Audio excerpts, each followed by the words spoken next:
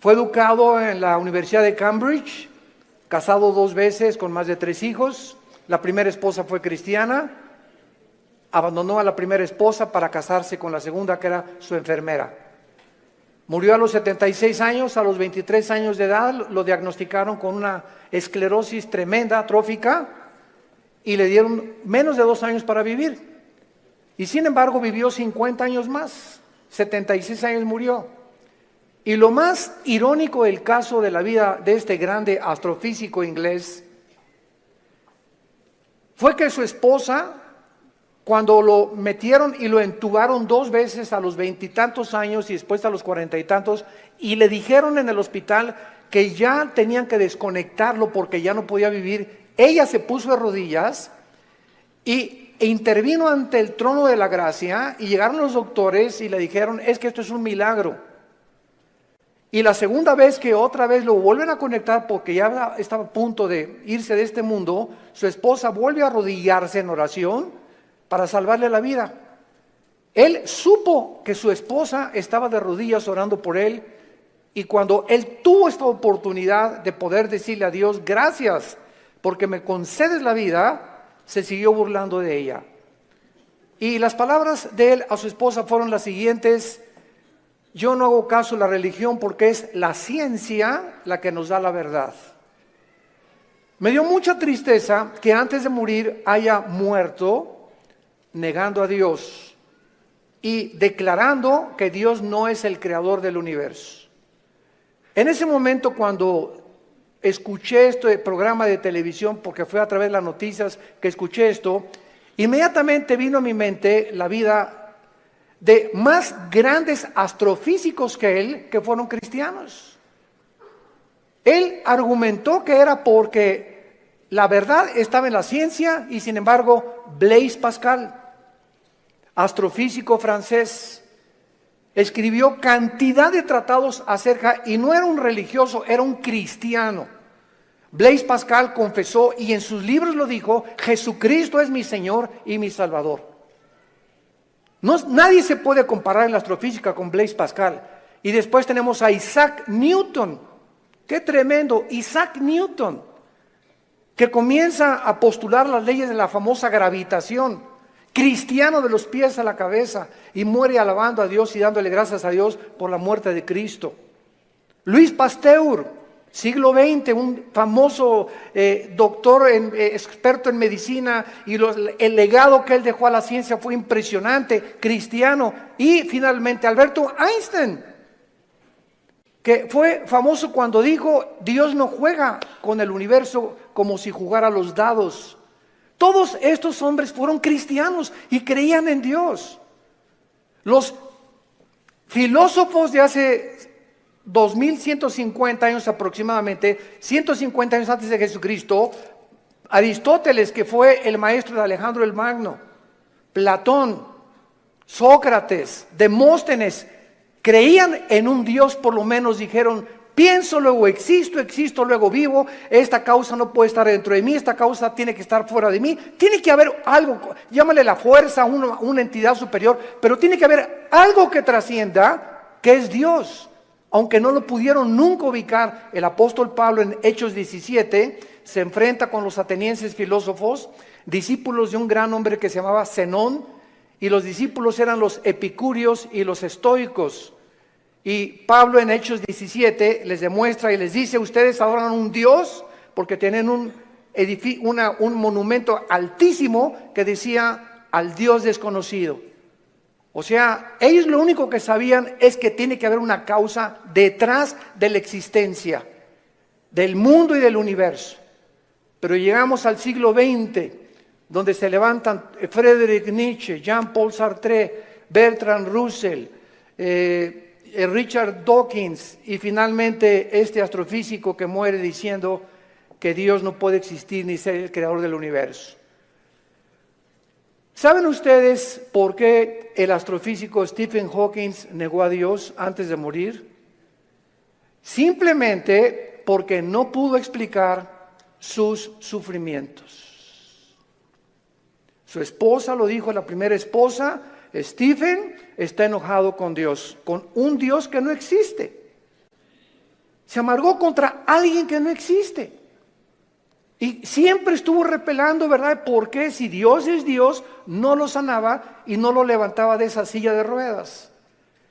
Hace poco ustedes escucharon el testimonio de Nicky, un muchacho sin brazos y sin piernas.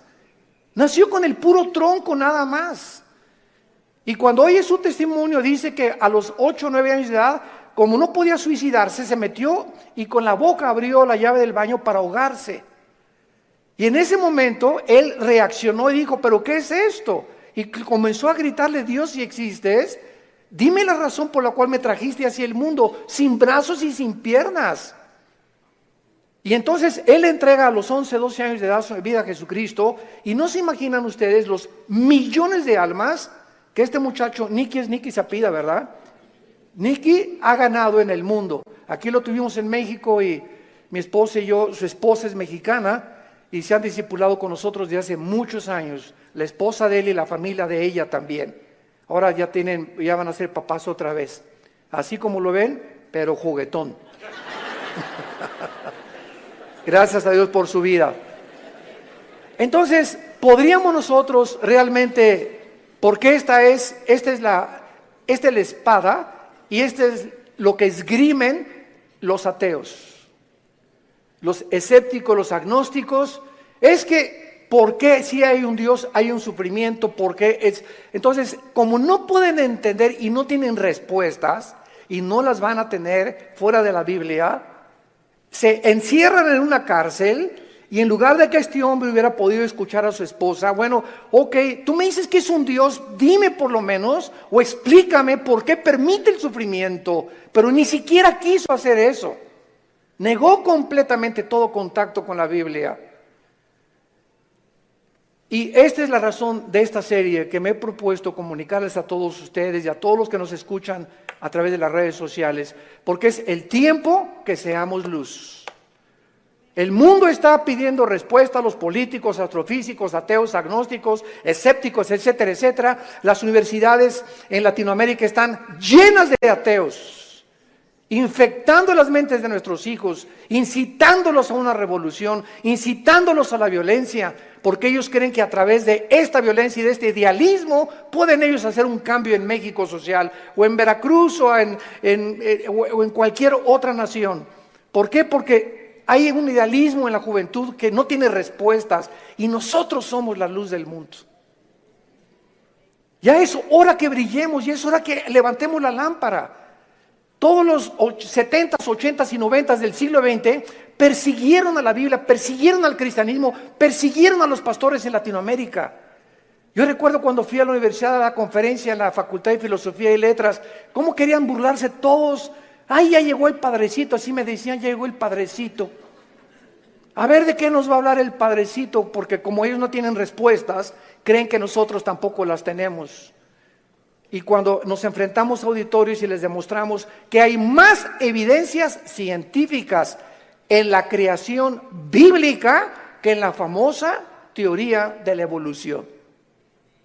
Cuando alguien te diga y tú le preguntes, bueno, ¿cuál es tu punto de vista o tu perspectiva de cómo te imaginas que creó el universo? ¿Qué te van a contestar? Pues por ahí anda una enseñanza, una ideología que se llama el Big Bang o la grande explosión traducida. ¿Y qué significa esto? Que pues los físicos y se imaginan, porque no se puede probar científicamente, que pues comenzó con una explosión en el universo. Y entonces de esa explosión se formó todo lo que nosotros vemos. Cuando las propias leyes de la física, la primera y la segunda ley de la termodinámica, contradicen el Big Bang. Virgen del Socorro. Me atrevo a decir esto. La misma física que dice la primera ley de la termodinámica, nada se crea ni se destruye, la segunda ley, todo tiende al desorden, a la oxidación, a la destrucción, a la corrupción. Nunca del desorden se ha formado el orden, por el amor de Dios. Entonces, ¿cómo podemos estar defendiendo una teoría que la aceptamos ciegamente, porque mi maestro me la enseñó, porque tu maestro no tiene ninguna otra explicación. Y como dijo Don Teofilito, como decimos aquí en México, ni la tendrán si no vienen a la Biblia. Porque por medio de la ciencia y por medio de la intelectualidad, que es limitada, el ser humano no puede traspasar y trascender la dimensión espiritual, la dimensión del mundo invisible. Entonces el intelecto choca contra las cosas que no entiende y al llegar ahí se vuelven locos. Entonces no puede el ser humano comprender la inmensidad del universo que nos rodea, ni los caminos ni los pensamientos de Dios, porque son más altos que los nuestros. Dios tuvo que bajar hace 2000 años en la persona de Jesús para Él comunicarnos y revelarnos los secretos que se encuentran detrás de su universo, de su soberanía, de la tierra, de dónde venimos, los animales, la genética y la ciencia que continúan como demostrando y comprobando simplemente que la Biblia tenía la razón. Y es hora de hablar, y es hora de tener una confrontación directa. Porque el mundo se está hundiendo en la confusión teológica, en la confusión ideológica. Los gobiernos los invitamos al próximo desayuno en junio, ya les dieron su volante, titulado El fracaso de los gobiernos humanos. Otra vez, ¿verdad? Vamos a examinar todos los gobiernos, nazismo, fascismo, monarquías, democracias, etcétera, etcétera. ¿Por qué ninguno ha funcionado? ¿Por qué siguen peleándose? ¿Por qué ahorita ya los partidos políticos en todas partes del mundo, ya sus convicciones, los estatutos en los que formaron sus partidos están deshaciéndose y contagiándose con el otro? Es como si nosotros dijéramos, soy cristiano pero me voy a juntar con los mormones y con los musulmanes. Cuando los principios de los musulmanes, los principios de los mormones y el cristianismo se contradicen unos a otros. Entonces, ¿creo realmente que mis convicciones son reales y es la verdad? ¿O necesito otras ideologías porque no estoy seguro de lo que yo creo? Es una tristeza, se están derrumbando ante nuestros ojos todas las ideologías y todas las filosofías del mundo. Los sistemas de pensamiento están confundidísimos como jamás lo habían estado. Gubernamentalmente, teológicamente, filosóficamente, económicamente, es una confusión en el mundo tremenda. Es el estrés por el cual vive la gente. Es una incertidumbre de dónde está la verdad, dónde está la luz, quién tiene la verdad. Tú dices que en aquella religión, tú dices que en aquella religión. Discúlpame, en ninguna religión en la persona de Jesucristo.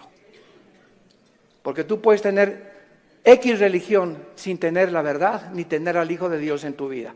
Él fue el que vino y nos dijo, no los católicos, no los evangélicos, no los nazarenos, no los mormones. Jesús dijo, yo soy la verdad.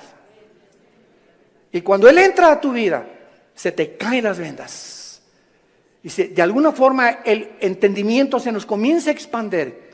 Y solo Dios, el Espíritu Santo, puede hacer que nuestra mente se abra para que cuando vengamos a la Biblia podamos entender, porque la Biblia, el autor es el Espíritu Santo, necesito al Espíritu Santo morando en mí para comprender los pensamientos de Dios. Ven a la Biblia sin el Espíritu Santo y vas a chocar contra los pensamientos de Dios, porque el hombre natural no entiende las cosas del Espíritu, porque para él son locura, porque estas cosas no se intelectualizan, estas cosas se disciernen espiritualmente. Veamos estos pasajes a continuación que nos van a servir de base para poder dar una explicación y comenzar ya a levantar la bandera de la fe. Dice en Romanos 5, versículo 3, y no solo esto, sino que también nos gloriamos en las tribulaciones, sabiendo que la tribulación produce paciencia.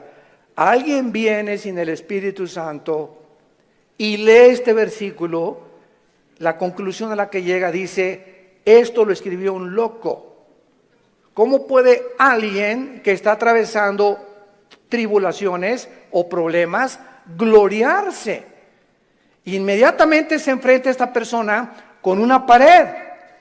Pero es que esta persona no entiende que las próximas palabras es que estas tribulaciones y estos sufrimientos, Dios los está usando para formar nuestro carácter, que si no sufrieras de otra manera no podrías aprender muchas cosas en la vida que solamente a través del sufrimiento se aprenden.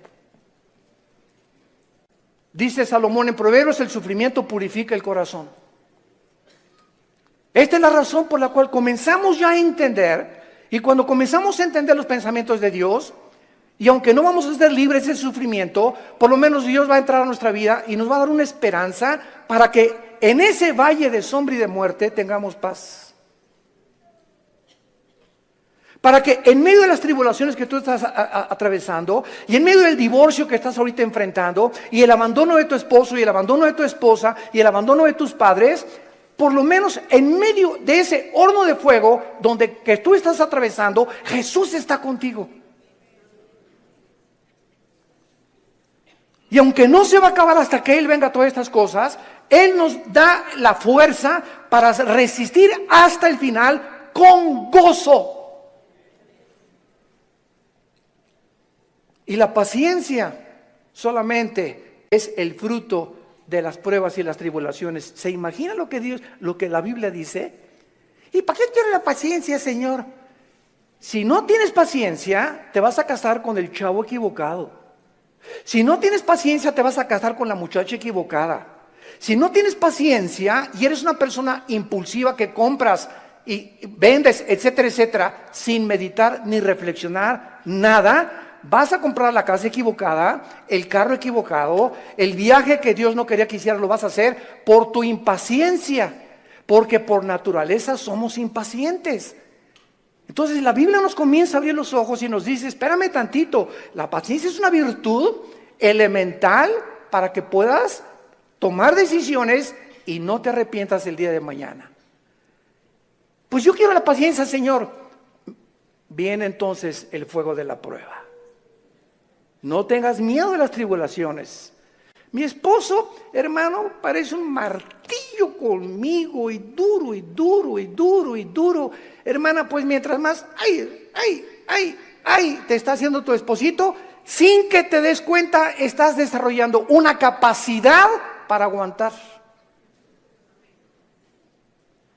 Que si no quieres hacer eso, pues sácate un cuchillo y vete sobre él entonces.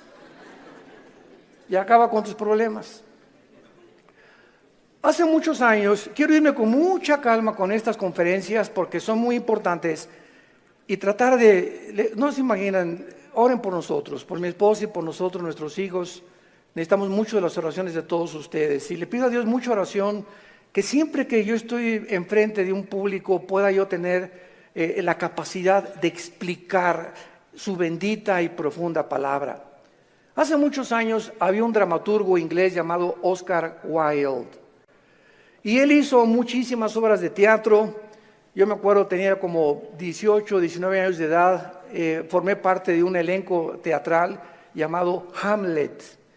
Y en una de las cosas que yo tenía que declarar durante el escenario, en el teatro, representando a Hamlet, ¿verdad?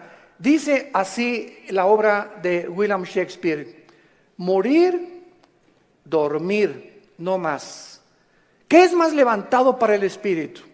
¿Levantar las armas contra un piélago de calamidades y haciéndole frente a acabar con ellas? ¿O esperar el sufrimiento y dormir y morir, no más? En otras palabras, este dramaturgo que no era cristiano, pero creía en Dios, Oscar Wilde, y tenía problemas morales, ¿verdad? No nos vamos a meter con eso ahorita. Oscar Wilde pudo entender que en la vida es o mueres o vives.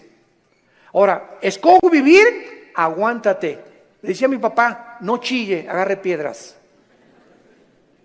Estamos vivos, no es Disneylandia, por el amor de Dios, ya madura. No es Reino Aventura. No estamos en el milenio todavía, estamos en un mundo de una raza humana caída, donde hay pecado, muerte, oscuridad, sombras, tristeza, enfermedades, violencia, etcétera, etcétera. Y vamos a través de esta serie a explicar por qué permitió Dios esto. Y nos vamos a dar cuenta, cuando veamos la explicación de Dios, vamos a levantar las manos, te voy a decir, Señor, profunda es tu sabiduría y tu gracia y tu misericordia. Cuán profundos son tus pensamientos. Y yo era como era porque no entendía. Ahora entiendo, Señor, y te alabo y te bendigo. Y va a venir una paz sobre tu vida que sobrepase el entendimiento, que te va a dar la fortaleza de seguir viviendo para Jesús. Y este es el propósito de esta serie que he tratado de preparar para todos ustedes y los que nos escuchan.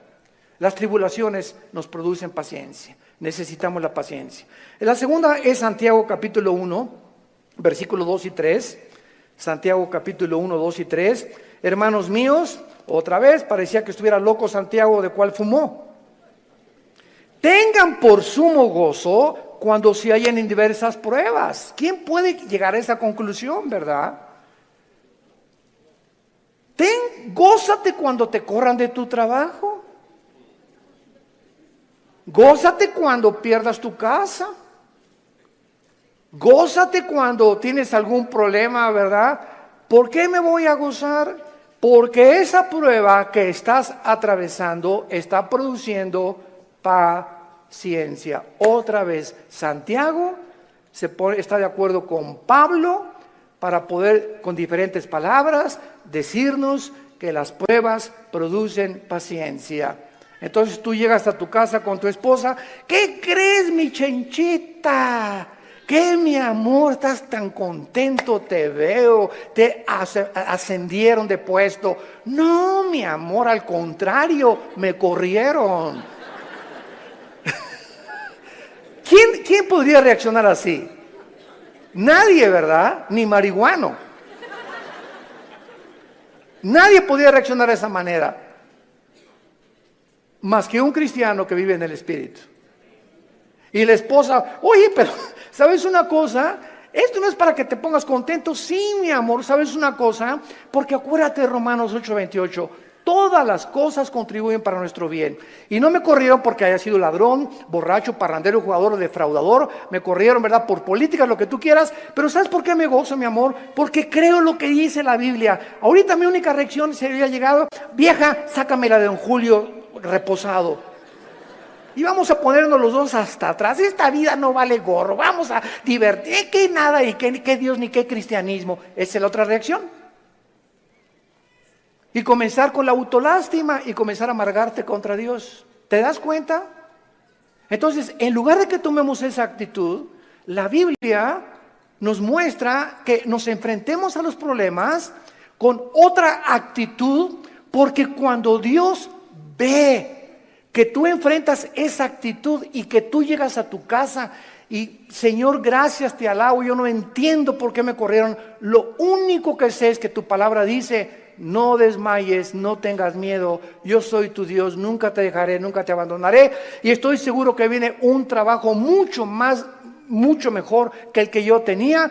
En el momento en el que Dios ve desde el cielo que nuestra reacción aquí en la tierra es diferente a la de los demás seres humanos, Dios nos bendice.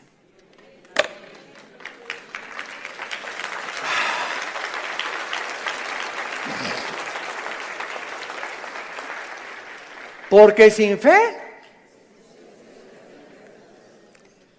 ¿y cómo se demuestra la fe?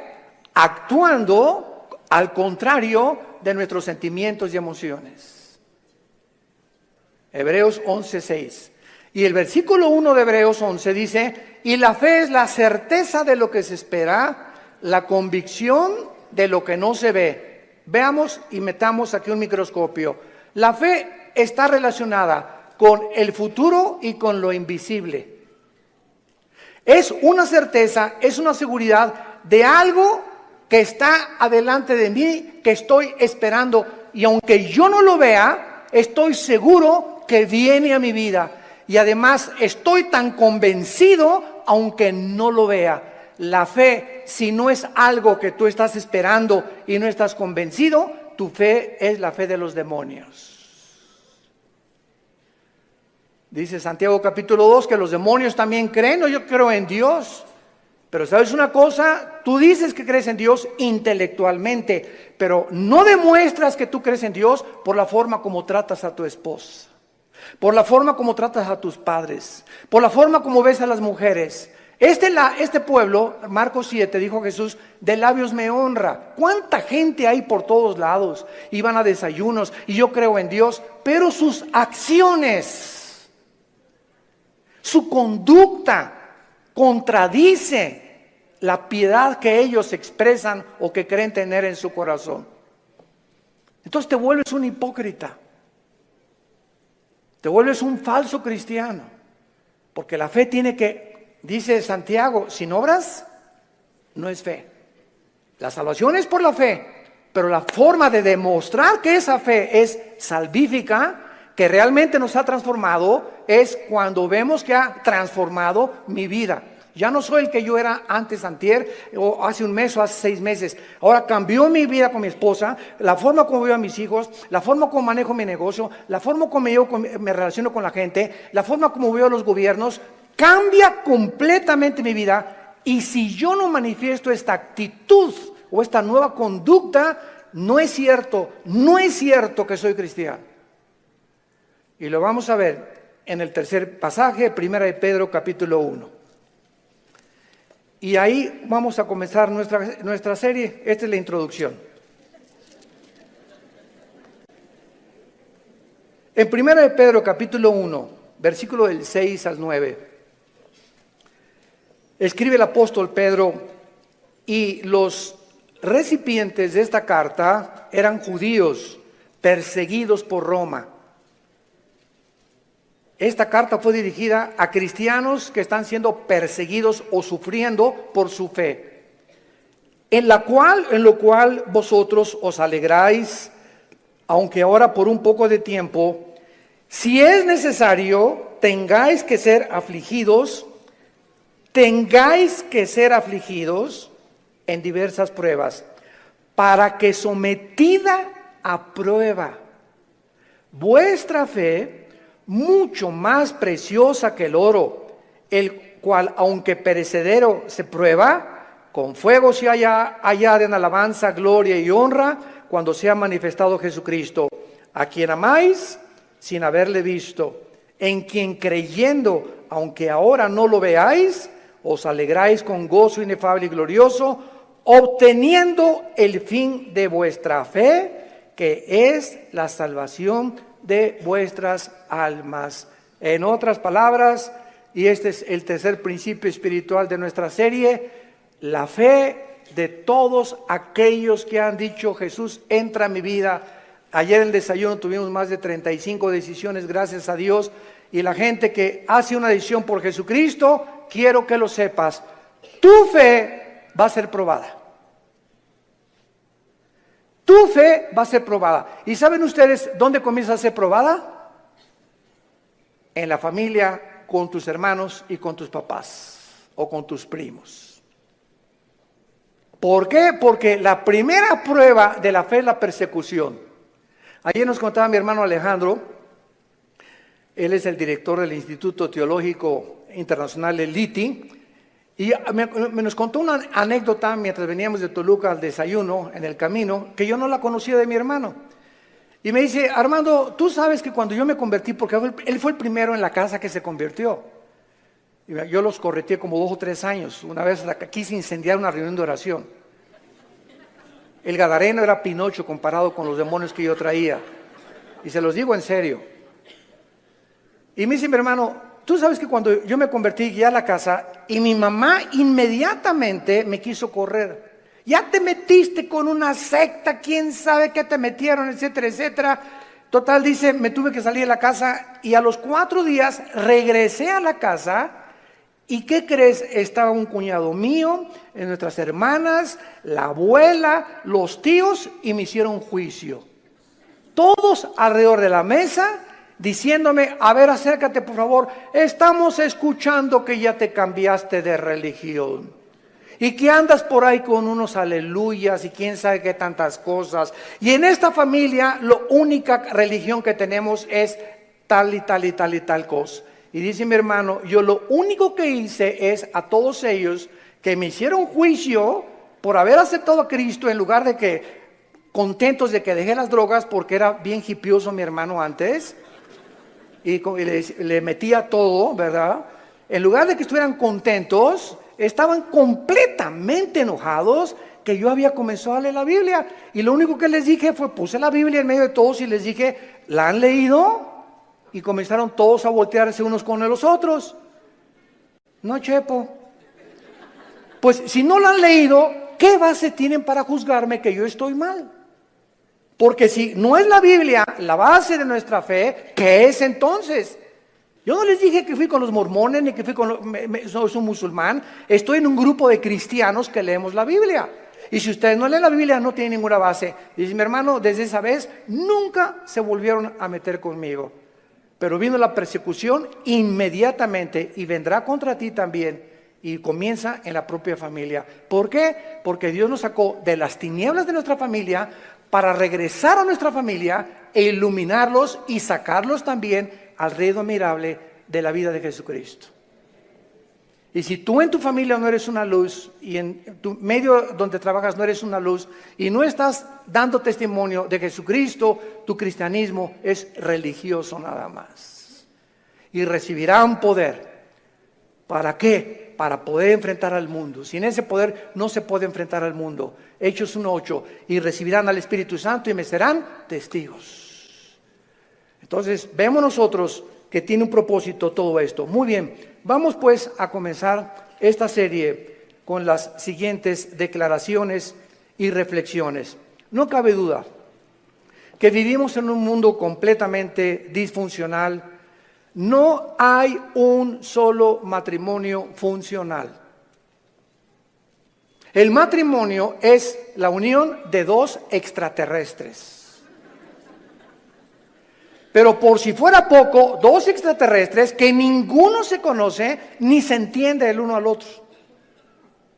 Y vas a tener 60 años de casado, como dijo un gran predicador hace algún tiempo en un estadio en Estados Unidos que lo escuché. Yo tengo 60 años de casado más o menos y sigo sin entender a mi esposa. Y como dijo Dios Teofilito, ni las vamos a acabar de entender. Porque no nos manda Dios entenderlas, nos manda Dios amarlas. Entonces, cuando nosotros comprendemos esto, que no hay un matrimonio, o sea, no hay un matrimonio perfecto, es lo que quiero decir. No hay un matrimonio donde todo, en la luna de miel, John Travolta, y se casó con esa muchacha que se parece a la Madonna, y vamos a ser felices, y qué guapo, ¿verdad? Y tiene coche. Todo eso desaparece después de la luna de miel. Comienzas a enfrentarte con una persona imperfecta, de los pies a la cabeza. Peor todavía si no son cristianos. Si con cristianos se lucha y se sufre, imagínate no siendo cristianos, ¿no? Por eso hay tantos divorcios. Entonces te enfrentas con una persona, con una mujer, que no sabes cómo tratarla, no sabes, de todo chilla, no sabes por qué chillan las mujeres de todo. Habla, parece perico de África como habla mi esposa. Es que a las mujeres Dios les dio esa capacidad de hablar hasta por los, quién sabe por dónde más. Hasta por los pies hablan las mujeres. Y nosotros, ¿verdad? O sea, tú sabes una cosa, cuando tú hablas con una persona, en el momento en que te paras a escuchar a una persona, no sé si ustedes lo sepan, la Biblia nos los muestra, el hecho que te estés concentrando en escuchar lo que está diciendo, estás emanando energía, te estás desgastando. Cuando Jesús lo tocó a la mujer, ¿se acuerdan ustedes la mujer con el flujo? Alguien me tocó. ¿Por qué? Porque dice, energía salió de mí. Todo el sufrimiento que ella tenía se lo transmitió y Jesús en su hipersensibilidad sintió inmediatamente. Hoy eligieron los apóstoles, pero todo el mundo te toca. No, hay alguien que me tocó con el propósito de recibir algo de mí y lo sentí en mi espíritu. Es una hipersensibilidad espiritual tremenda. Pero cuando tú te sientas con alguien, entonces esta es la razón por la cual mujeres, los hombres nos sentamos y viene tu esposa y 15, 20 minutos y a los 10 minutos no tenemos la capacidad, yo no sé cuántos de ustedes sean superhéroes, ¿no? Pero la mayor parte de los hombres no tenemos la capacidad de oír más de 10, 15 minutos. Comenzamos, sí, amén, gloria a Dios, mi amor. Sí, es cierto, sí, te amo, tienes toda la razón, ¿no? Comenzamos ya con el avión, etcétera, etcétera. Pero ustedes las mujeres, mi esposa se junta con otra mujer, o cuando se juntan las pastoras, y 6 horas sin parar. Yo llego a los restaurantes, me recoges a las 7, sí voy a las 7, y ahí está, le digo, oye, mi amor, te dejé a las 2 de la tarde, y sigues en la mesa platicando con ellas, y se despiden, y están en la puerta del restaurante, bye, y en la noche llega, y le siguen hablando por teléfono.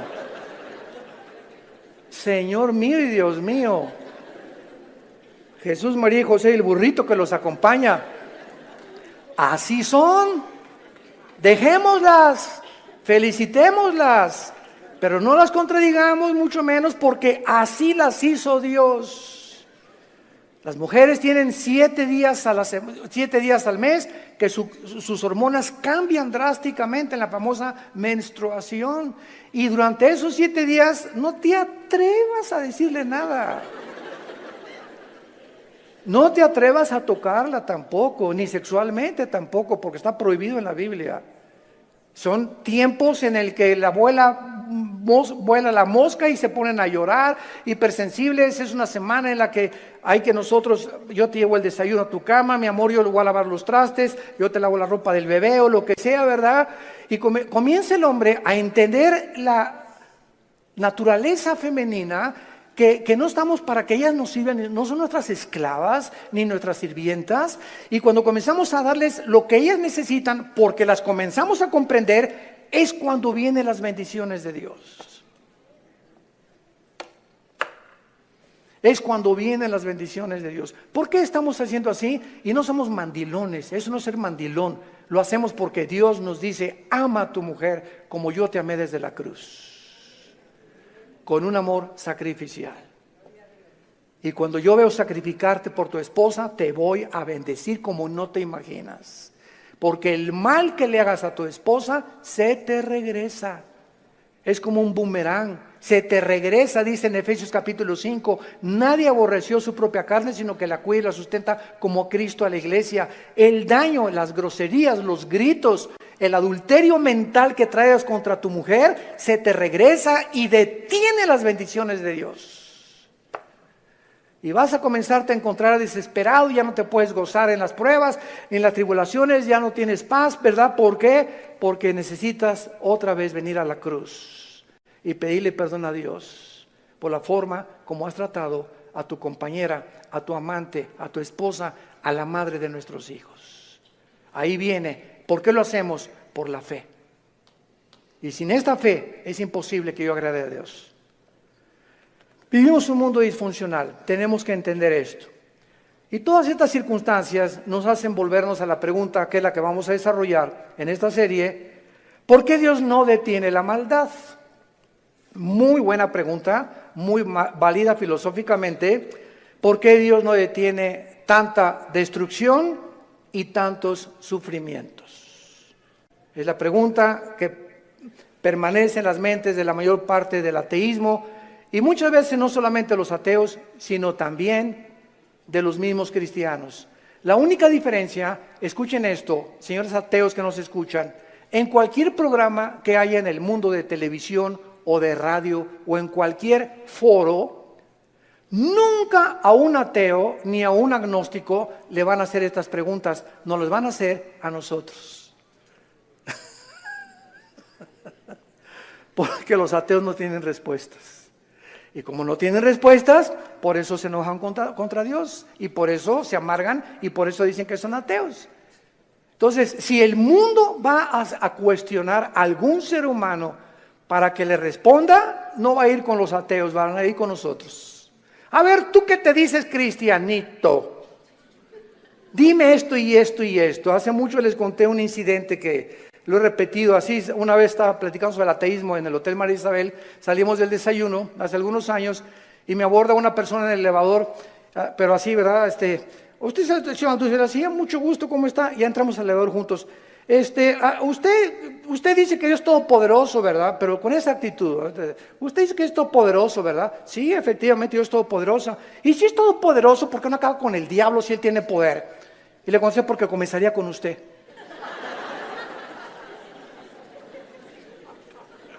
Dele gracias a Dios. Le cambió completamente su perspectiva, ¿no? O por lo menos ya le di tarea para ir reflexionando ella a su casa de que hay respuestas y que si realmente Jesús hubiera venido o ahorita acabara con la maldad, acabaría con todos, porque perverso y engañoso es el corazón de todos los seres humanos. Entonces démosle gracias a Dios que no lo ha hecho y que en su paciencia, dice en 2 de Pedro capítulo 3, está esperando para que todos o la mayor parte de los seres humanos se arrepientan antes de que juzgue severamente este mundo. Muy bien, entonces por causa de no tener estas respuestas que demandan sus mentes finitas, cuando una persona astrofísico o ateo demandan respuestas, no se ponen en la posición honesta de decir, bueno, ok, yo ando buscando por qué el sufrimiento y la maldad, pero me voy a poner en una posición honesta. Yo soy un ser humano, amén, lo soy. Si soy un ser humano y si existe Dios, es lógico, vamos a hacer una línea lógica elemental, es lógico que sea un ser sobrenatural y sería imposible poder comprender los pensamientos, así como un niño no comprende los pensamientos de su padre, ni de un filósofo. Aunque es el mismo cerebro, no está desarrollado el niño de 6 años como el de uno de 25 años de edad. Entonces, siguiendo esta línea de lógica, si existe un Dios, tiene que ser mucho, mucho más grande. Entonces, yo estoy ante un universo lleno de misterios, estamos llenos de misterios. Si hay extraterrestres, si no hay extraterrestres, si existen los hoyos negros, si no los hoyos negros, si es el otro, que cómo comenzó el universo, de dónde venimos, bla, bla, bla. Estamos llenos de misterios. Entonces, estos misterios no voy nunca a comprenderlos con la mente de caracol que tengo, porque si existe Dios, es un ser hiperdimensional. ¿Qué necesito? Buscar dónde lo puedo encontrar. Si existe un Dios, ¿dónde lo puedo encontrar? Entonces hay mucha gente honesta intelectualmente que se envuelve en religiones. Entonces, por eso Sigmund Freud, el padre del psicoanálisis freudiano, dijo es que el ser humano busca a Dios porque tiene miedo a la oscuridad y a lo desconocido. Y entonces este temor inconsciente, escribió Freud, es lo que impulsa a muchos seres humanos a buscar a un Dios. Se equivocó completamente, porque aun cuando fuera así y me está guiando el temor a lo desconocido, dice la Biblia, me encontrarás porque me buscarás con todo tu corazón. Yo les confieso en mi caso particular, a los 25 años de edad me encontraba yo en un momento existencial en mi vida, que estaba yo en el lodo, así estaba yo en el suelo completamente. Anduve buscando en tantas religiones y por acá y por allá, también experimenté con algunas drogas, era borracho, parrandero, jugador, mujeriego, me decían el aventurero de Tlalnepantla, aunque no vivía en Tlalnepantla. Y a través de esta crisis existencial, mi hermano ya se había convertido, mi hermano Alejandro, y caí de rodillas un día porque los amenacé. Llegaba mi hermano con los cristianos, Armando, arrepiéntete, mira, ustedes están locos. Y llegaban ahí, ¿verdad? Y hasta comenzaron a pelar, en ese tiempo se comenzaron a peinar como Jesús, así, y se ponían hasta unas túnicas blancas y me parecían locos, freaks, como le decimos en inglés, ¿no? Y dije, no, están más locos que nada, es la nueva onda, ¿verdad? Y peace and love y todo así, amorosos y todo, no me convencían. Hasta que llegó esta crisis existencial en mi vida, en la que ya no tuve más que hacer, intenté quitarme la vida 2 veces, ya no quería vivir y que no hay propósito, significado en mi vida. Y en esa crisis caí a las 4 o 5 de la mañana recordando las palabras que siempre mi hermano, antes de irse a la casa, oraban por mí. Y esas oraciones que hacían por mí en la casa me llegaron a tocar las fibras más sin que yo lo supiera, movieron mi espíritu. Y me levantó el Señor, creo, a las 3, 4 de la mañana y caí de rodillas. Le dije, Dios, si tú existes, te necesito. No sé quién eres, pero yo te necesito si tú existes. Y si es verdad que es tu Hijo, al quien tú escogiste y en quien el cual tenías tu complacencia y lo mandaste para que lo oyéramos a Jesús, no dijiste que oyéramos a Buda, ni a Mahatma Gandhi, ni a Mahoma. Tú dijiste a él oír. Si es Jesús, yo lo necesito en mi vida.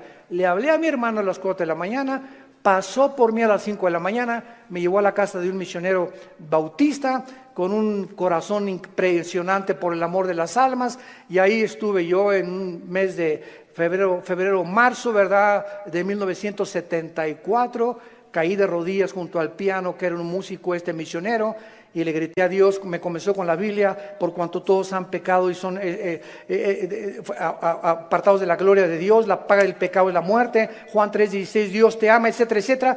Y comencé a llorar y a llorar y a llorar y a llorar durante 40 minutos llorando. ¿Por qué lloraba? Pero estaba llorando, sentía que eran capas que se me quitaban así encima. Y ahí quedé tirado todavía como media hora. Ya me dijo el misionero, dijo: vamos a dejar a tu hermano aquí solo en mi estudio. Ya salí yo y sentí como que me habían quitado, ¿verdad?, todas las frustraciones y desilusiones y traiciones que traía, y mentiras de todo lo que, programas virulentos que el mundo me puso. Y fue la forma en la que Jesús me dijo: ¿verdad?, tú eres a quien tú estás persiguiendo. Y de ahí en entonces, ¿verdad?, mi vida fue cambiada radicalmente. Yo supe que había llegado al final de mi vida, y que si Él era Jesús, yo tenía que dedicar mi vida a Él. No había ninguna aventura más grande en la cual un hombre pueda aventurarse a vivir más que conocer a Dios. No hay una aventura más grande. Conocerle es el más grandioso afecto de nuestros sentidos, y amarle el más grande de nuestros propósitos. A los 3 años de que comencé a trabajar yo en la hotelería, era gerente del hotel, el que acabamos de ir ahorita en la reunión de los pastores en Acapulco, enfrente a la Diana. Estuve de gerente como 1 año, gerente en el Hotel Camino Real de Polanco, etcétera, etcétera. Y le dije a Dios: me voy de misionero. Yo creí que Dios me había llamado para otra cosa. Me fui de misionero y me fui a la sierra de Oaxaca, entre la Costa Chica y la Costa Grande, entre Oaxaca y Guerrero. 3 años durmiendo en pisos de adobe. Mi cojín era un ladrillo envuelto en periódicos, y me tapaba en la noche con periódicos, con los indígenas. Yo creí que me había llamado Dios para ser misionero, porque los misioneros que conocí en Acapulco me mandaron para que yo fuera, y lo único que me daban era un cheque de $100 al mes. Comíamos lo que pescábamos, las almendras que arrancábamos y los mangos que quitábamos de los árboles durante 3 años de mi vida. Y ahí conocí la máxima de las pobrezas. Más pobre no puede ser. Yo dormido en camas de piedra, hermano, te gané. En covachas, estas eran chozas de adobe. Y además había un pueblo ahí que se llamaba El Ciruelo, cerca de Tejucunicuilapa, en la Costa Chica, que era de leprosos. Y me acuerdo que un día me dijeron: es que ¿por qué están tapados así? Es que son leprosos. Y yo creí a las 2 de la mañana que Dios me había llamado a morir con lepra. Y le dije a las 2 de la mañana: Dios, si ese es mi destino, Señor, aquí estoy. Yo no sabía ni qué contagios era la lepra, ni conocía mucho de la lepra, pero yo creí que Dios me había llamado para morir como un leproso.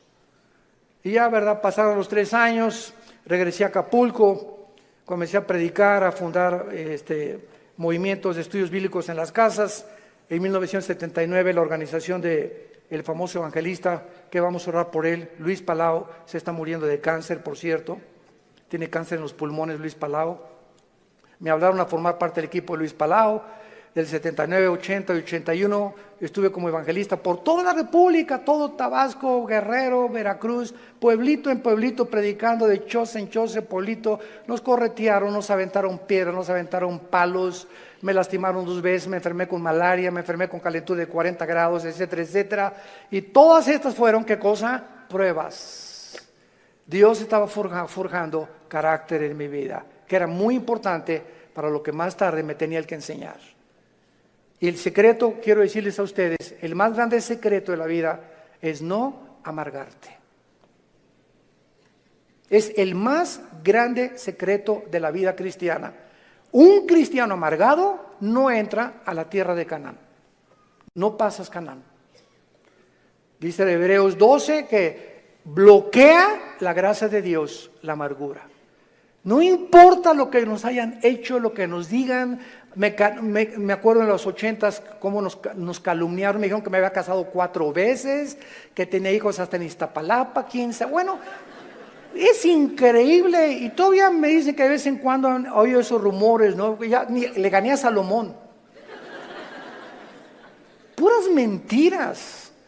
Pero el diablo es encargado de verdad de buscar la forma de desprestigiarte, de impedir. Pero ¿sabes una cosa? Que nuestro destino no depende de lo que la gente piensa. Nuestro destino depende de Dios. Y nadie puede arrebatarte ese destino que Dios te ha dado. Nadie, absolutamente nadie. Y para terminar, sí existen respuestas, y mientras todo se aclara, y mientras nuestra poca y chica y limitadamente intelectual comprende, y ahorita comenzamos ya con el Espíritu Santo a entender muchas cosas más que sin el Espíritu Santo imposible poder comprenderlas, Dios nos deja dos consuelos. El primero, la resurrección de nuestra vida. Vamos a volver a vivir. Hijo, ten calma. No importa lo que estás pasando. Cuando tú mueras y resucites, vas a tener el cuerpo que anhelabas tener. Si eras chaparrito y pelón, vas a ver el cuerpo que te voy a dar. Si te decían la tintorera de Tlanepantla, vas a ver la belleza que te voy a dar. Y lo que hemos sufrido, las enfermedades, todo lo que pasemos aquí, no nos imaginamos. Y la esperanza de que vamos a tener un cuerpo fue que Jesús se levantó de los muertos. Él es la esperanza y la gloria de nosotros. Vamos a volver a vivir. Y todo lo que hayamos sufrido y lo que hayamos afligido, y si acabaste en silla de ruedas o no silla de ruedas, o con cáncer o no cáncer, o lo que hayas pasado, no va a ser comparable con las glorias que en nosotros se van a manifestar. Y la segunda consuelo es que vamos nosotros realmente a tener un mundo nuevo, donde reine la justicia y la paz y la equidad.